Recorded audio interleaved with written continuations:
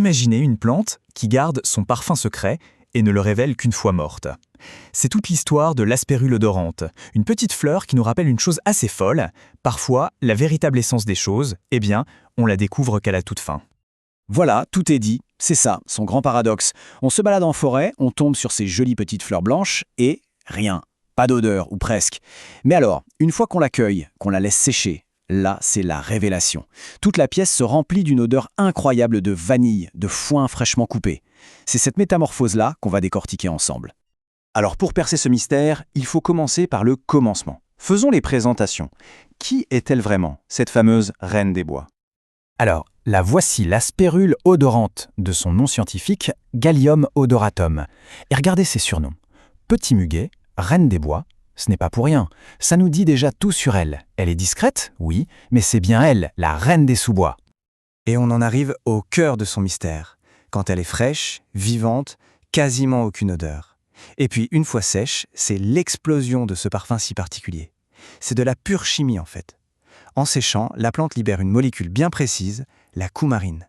On pourrait dire que c'est un peu son ultime mécanisme de défense, une signature laissée après sa mort. Et c'est justement cette signature qui est la source de tous ses pouvoirs.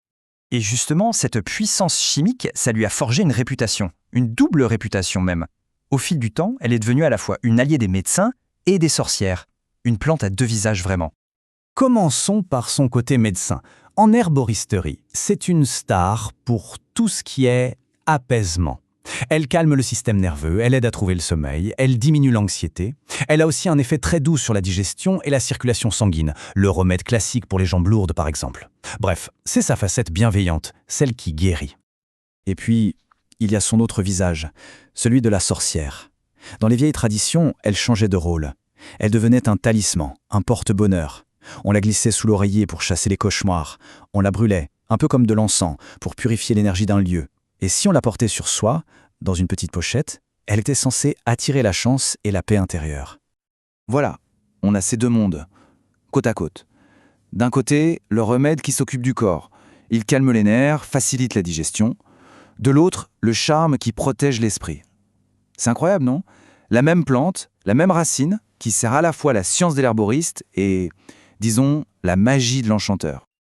Ok, c'est bien beau tout ça, mais concrètement, comment on fait? Comment on passe de la plante à la potion? C'est ce qu'on va voir maintenant. Comment la préparer pour profiter de ses bienfaits, mais surtout, en toute sécurité.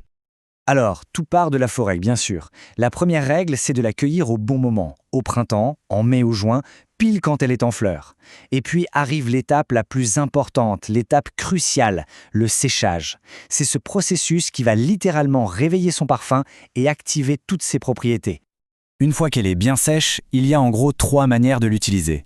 La plus simple et la plus connue, c'est l'infusion. Un peu de plante dans de l'eau chaude et hop, on a une tisane parfaite pour le sommeil. Ensuite, il y a le fameux vin de mai. Là, on la laisse macérer dans du vin blanc et ça devient un super tonique pour la digestion.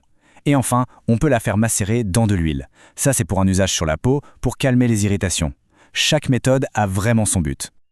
Mais, et c'est un grand mais, attention, une plante aussi puissante, ça a forcément une contrepartie. Il y a des règles d'or à connaître et à respecter absolument. Parce qu'avec la spérule, la ligne entre le remède et le danger est vraiment, vraiment très fine. Voilà ce qu'il faut absolument avoir en tête. D'abord, le surdosage. Si on en prend trop ou trop longtemps, c'est maux de tête et vertige assurés. Plus sérieux encore, sa fameuse coumarine fluidifie le sang. Donc c'est interdit, mais vraiment interdit, si on prend des médicaments anticoagulants. Et bien sûr, pas question d'en prendre pour les femmes enceintes ou qui allaitent, ni pour les personnes qui ont des problèmes de foie. La prudence n'est pas une option ici. Et maintenant, la règle la plus importante de toutes. Vraiment, écoutez bien. Pendant le séchage, il faut garder un œil sur la plante. Si jamais elle commence à noircir, c'est un signal d'alarme absolu. Ça veut dire qu'elle est devenue toxique.